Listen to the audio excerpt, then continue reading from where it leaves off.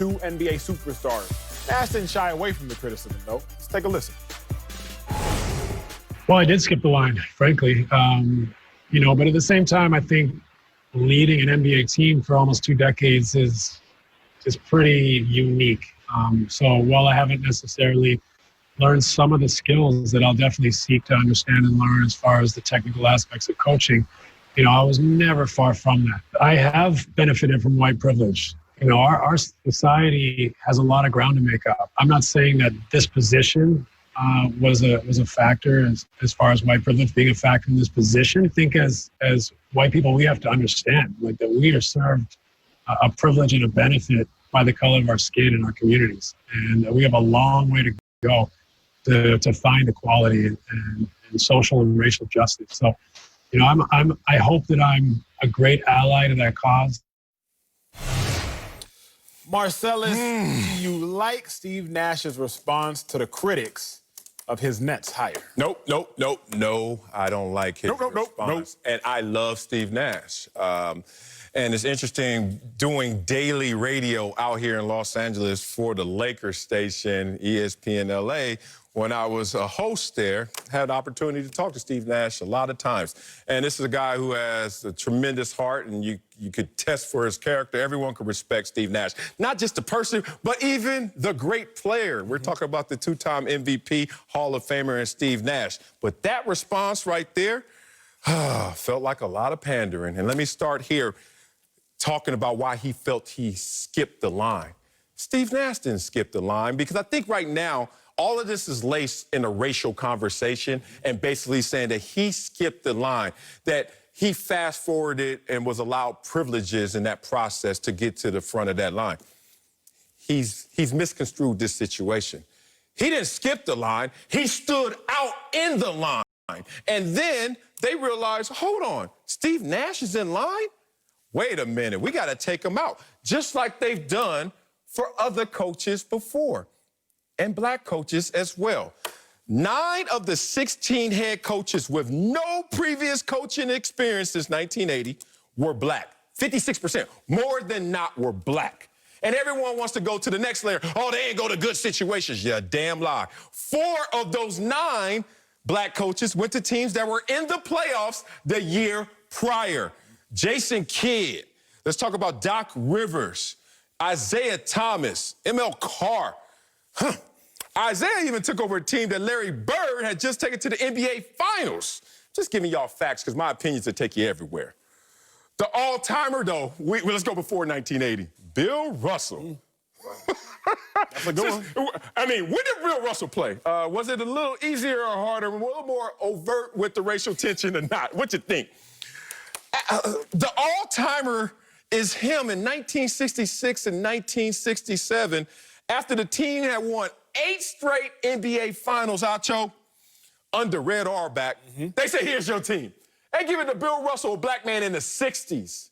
And people want to still make this a racial conversation. So just to stay focused on the skip the line, with his attributes personally and his accolades professionally, he didn't skip the line, he just stood out in it. I don't like Steve Nash addressing or responding to the critics because, Marcellus, there's another quote I abide by, and it's, don't argue with fools, because from a distance, you can't tell who's who. And Steve Nash, I'm going to add some other nuggets. Steve Nash didn't skip the line because he was white. If he did skip this line, it was, again, because of his MVP credentials. Yeah. Let's talk about it, and let me put y'all on a little bit of game. There have been 8 former NBA MVPs that have gone on to become head coaches, but I'm going to tell y'all some names that y'all will easily remember. Larry Bird, he became a head coach. No prior head coaching or coaching experience. Hello. Magic Johnson, he became a head coach. No prior head coaching or coaching experience. Willis Reed, star for the Knicks, becomes a head coach. No prior legitimate coaching experience. But what did they all have in common? Former NBA MVPs. Now let's look at the flip side. Let's look at some of the most prominent coaches this game has ever seen.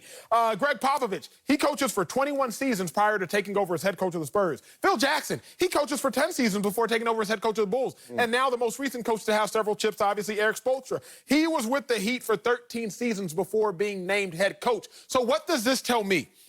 this tells me that the rocket booster, the fast pass to getting to the front of the line, is not necessarily a matter in this instance of the race. It's more so a matter of your on-field accolades. I don't even got this in my notes, but this hit me this morning, so I'm going to drop it. I had to go to the flip side and look at football. And I said, wait a second.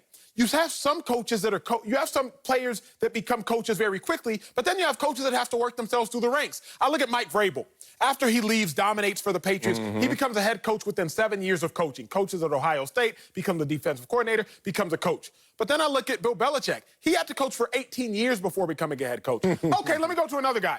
I look at Doug Peterson. He had to coach for 11 years before becoming a head coach. Why just 11 years? Because he played the game. But then I look at Andy Reid, Doug Peterson's teacher.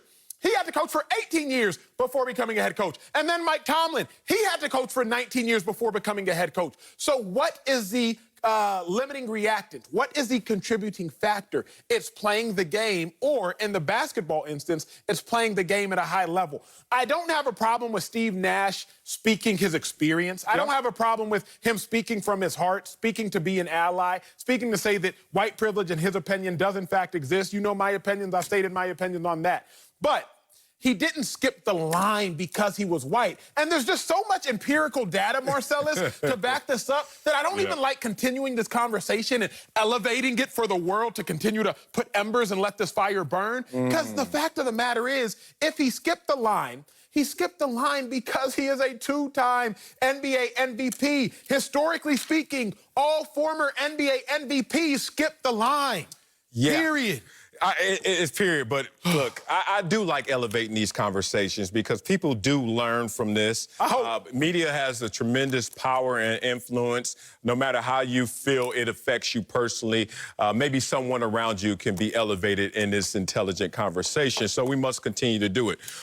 Now, not only did I not like him saying he skipped the line and not making it merit-based, realizing he just stood out, but this whole element of white privilege, which we had a tremendous conversation on, I want to bring up again because he brought it up again. And this is interesting. Tell me about this one. He said white privilege exists, but it didn't in this case. And I've heard that a lot. A lot of people echoing that. But it's interesting that now there's an opt-in, opt-out button on your skin color, and it's privilege in terms of when it works, when it affects, and when it does, and when it doesn't. And I find that a little peculiar, almost hypocritical, saying, wait a minute, you're saying white privilege exists, but then it doesn't in this situation. But if it exists, would it apply to you being white all the time?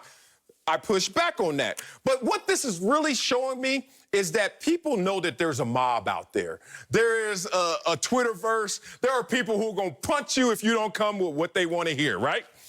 So then people are feeling like they have a choice or a dilemma, really, either to fight the mob or feed the mob what it wants. And I see Steve Nash feeding the mob what it wants, just like I saw my friend, former teammate Drew Brees, feed the mob what it wants. Drew Brees went out there and said what he felt in an authentic manner. And it shouldn't have offended people, but it did. And then Drew Brees made 19 videos in 2 days to try. Did he really make 19? No, it felt like it. Just to show that I made a 180. And then he has gone to the extreme of now wearing Jacob Blake tape on his helmet to show that I am down with the cause, which all looks disingenuous.